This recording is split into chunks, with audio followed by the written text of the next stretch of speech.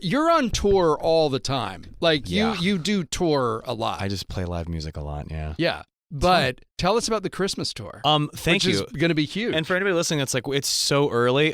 This is not, right on though. time. Yeah. I think even like if any recording artist that's making a Christmas album, they started in like February of last year, of this past year. So this is getting it all ready to go. I mean, it's interesting. I'm playing a bunch of places I've never gone before, and people, we're doing this interview on the West Coast. People are asking why we aren't on this time. It's because it's not as snowy, and I think infrastructurally, culturally, a lot of people don't go to Christmas shows unless they grew up doing it somewhere in the Midwest, East Coast, or the South. Interesting. Which is where I'm doing most of this tour. Well, I was disappointed you weren't going to be doing it in I'm Los bummed Angeles. as well. I would love to. Hey, something to look forward to for next time. But let's talk about what we are doing. So I'm, doing another Christmas tour. I mean, when you make a Christmas album, you do it because of the touring entity. It's something that is an evergreen property, and it is a joy for me. Some people really hate like performing live and recording records is their main thing. I'm the opposite. Recording is like a drag.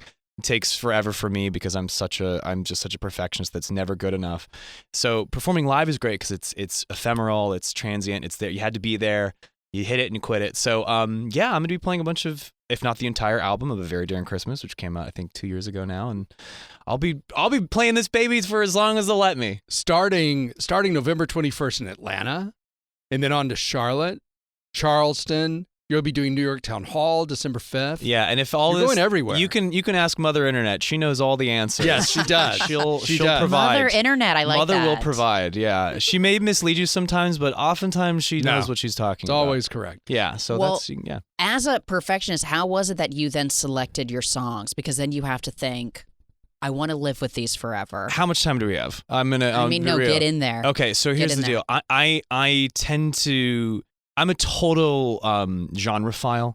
I'm a big, something that somebody brought to my attention recently. Like, I guess a lot of people don't know you for this. And I guess it was more speaking of this person's experience of me. But it did occur to me that people who know me very well know that I'm a total, pseudo-musicologist. And I love songwriting. And I've just been a big it's not a passive interest in my life. It's a very proactive thing. So on a very, very almost anthropological level, I chose songs that really had to do with my own experience with Christmas, which is not unique to a Christmas album. People tend to choose songs they like. Right. But I guess what I did,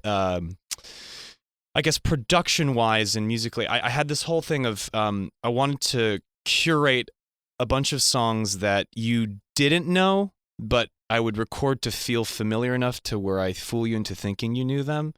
Or songs that were the opposite, where you knew the song, but you had never heard it in the way that I was doing it. So I kind of have a cocktail of both things. And why did I give this whole preamble about being a musicologist? I really dove deep with some songs that I knew people wouldn't know.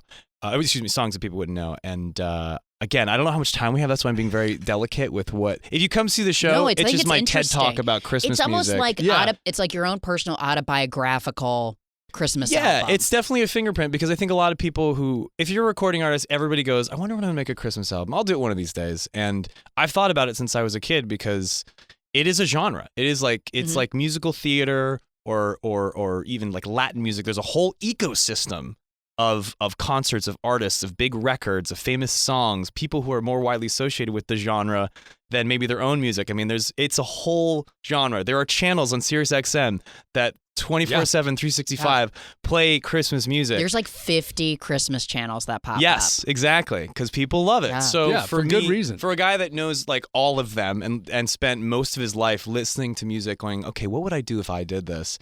It was very, very, very hard for me to whittle it down. And I can safely say this probably won't be my last Christmas album. But suffice it to say, I included a lot of things that, you have to toe the line. If it was up to me, it'd be 20 songs that you've never heard of in your life. But I'm not an idiot. Obviously, you want to have things feel accessible. So obviously, there's some songs that people know. But definitely, my favorites on the record are ones that you definitely don't know, and that people hear going, "Oh, is this this is like what a Sinatra song?" I'm like, no, it's a John Mayer song. Or no, is this a so-and-so song? No,